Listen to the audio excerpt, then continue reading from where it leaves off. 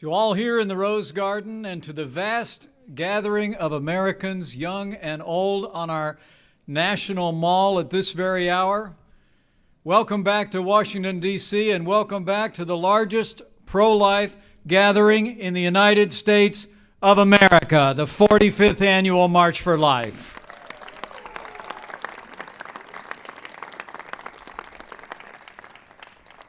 More than 240 years ago, our founders wrote words that have echoed through the ages.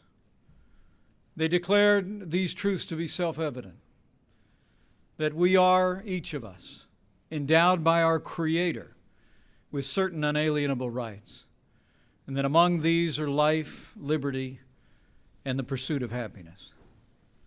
45 years ago, the Supreme Court of the United States turned its back on the unalienable right to life.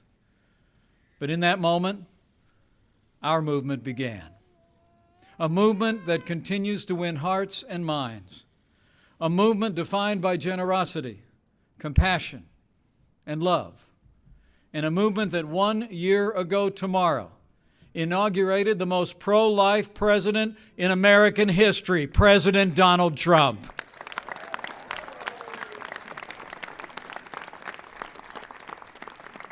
From preventing taxpayer dollars from funding abortion overseas, to empowering states to respect life in Title X, to nominating judges who will uphold our God-given liberties enshrined in the Constitution of the United States, this president has been a tireless defender of life and conscience in America. And today, President Trump will do even more to defend the most vulnerable in our society. My friends, life is winning in America because love saves lives. And know, as you march for life, that your compassion, your persistence, your activism, and your prayers are saving lives. And this pro-life generation should never doubt we are with you. This president stands with you. And he who said, "Before I formed you in the womb, I knew you," is with you as well. And I believe with all of my heart, with your continued dedication and compassion, with pro-life majorities in the Congress, with President Donald Trump in this White House, and with God's help, we will restore the sanctity of life to the center of American law.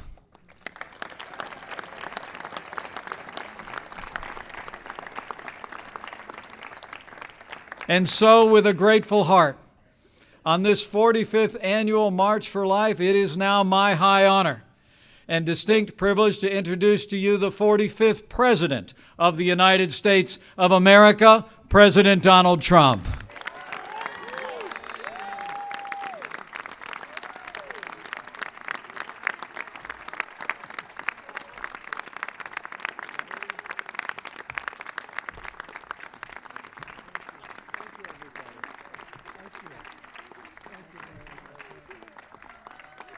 Thank you very much. That's so nice. Sit, please. We have tens of thousands of people watching us right down the road. Tens of thousands. So I congratulate you. And at least we picked a beautiful day. You can't get a more beautiful day.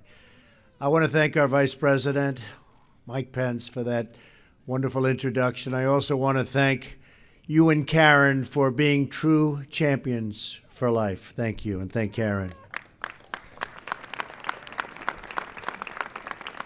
Today I'm honored and really proud to be the first president to stand with you here at the White House to address the 45th March for Life. That's very, very special. 45th March for Life. And this is a truly remarkable group.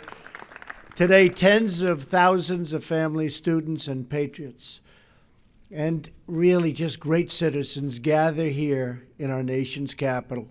You come from many backgrounds, many places, but you all come for one beautiful cause: to build a society where life is celebrated, protected, and cherished. The March for Life is a movement born out of love. You love your families, you love your neighbors, you love our nation, and you love every child, born and unborn, because you believe that every life is sacred that every child is a precious gift from God.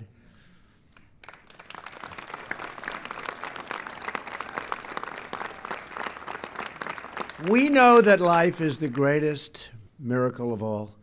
We see it in the eyes of every new mother who cradles that wonderful, innocent, and glorious newborn child in her loving arms. I want to thank every person here today and all across our country who works with such big hearts and tireless devotion to make sure that parents have the care and support they need to choose life. Because of you, tens of thousands of Americans have been born and reached their full God-given potential. Because of you. You're living witnesses of this year's March for Life theme, and that theme is Love Saves Lives.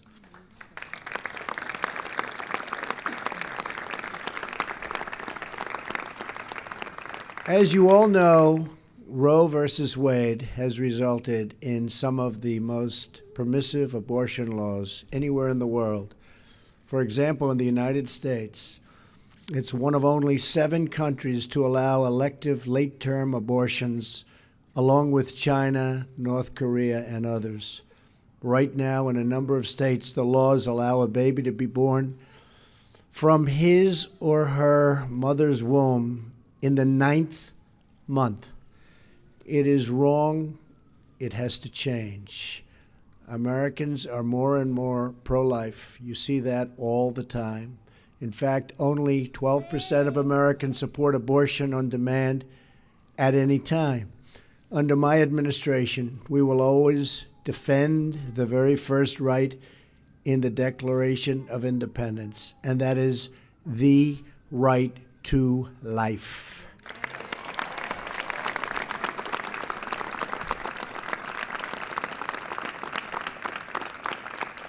Tomorrow will mark exactly 1 year since I took the oath of office. And I will say our country is doing really well. Our economy is perhaps the best it's ever been. You look at the job numbers, you look at the companies pouring back into our country, you look at the stock market at an all-time high, unemployment, 17-year low, unemployment for African-American workers at the lowest mark in the history of our country, unemployment for Hispanic at a record low in history, unemployment for women, think of this, at an 18-year low. We're really proud of what we're doing. And during my first week in office, I reinstated a policy first put in place by President Ronald Reagan, the Mexico City policy. I strongly supported the House of Representatives' pain-capable bill, which would end painful late-term abortions nationwide. And I call upon the Senate to pass this important law and send it to my desk for signing.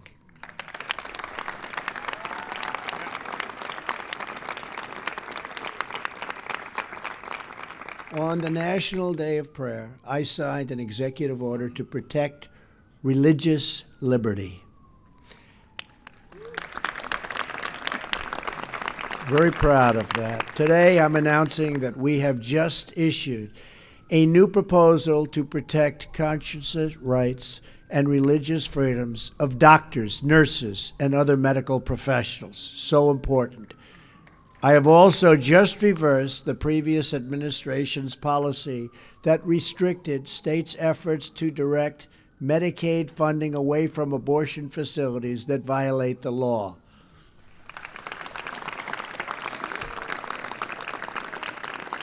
We are protecting the sanctity of life and the family as the foundation of our society.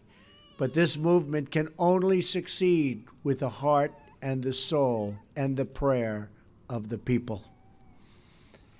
Here with us today is Mary Anna Donadio from Greensboro, North Carolina. Where is Mary Anna? Hello, come on up here, Mary Anna. Come. Nice to see you, Barry.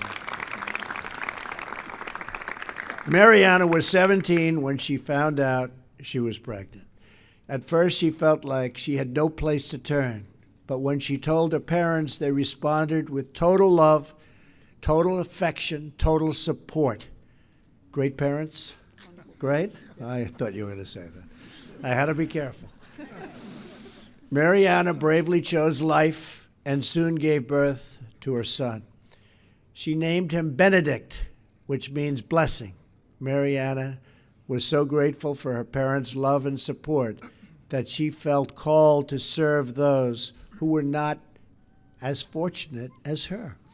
She joined with others in her community to start a maternity home to care for homeless women who were pregnant. It's great. They named it Room at the Inn.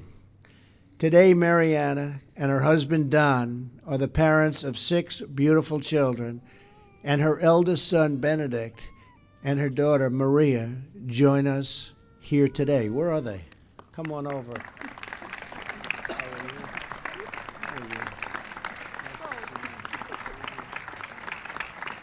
That's great. Over the last 15 years, Room at the Inn has provided housing, childcare, counseling, education, and job training to more than 400 women. Even more importantly, it has given them hope. It has shown each woman that she is not forgotten, that she is not alone, and she really now has a whole family of people who will help her succeed. That hope is the true gift of this incredible movement that brings us together today. It is the gift of friendship, the gift of mentorship, and the gift of encouragement, love, and support. Those are beautiful words, and those are beautiful gifts. And most importantly of all, it is the gift of life itself. That is why we march. That is why we pray, and that is why we declare that America's future will be filled with goodness, peace, joy, dignity, and life for every child of God. Thank you to the March for Life, special, special people, and we are with you all the way. May God bless you, and may God bless America.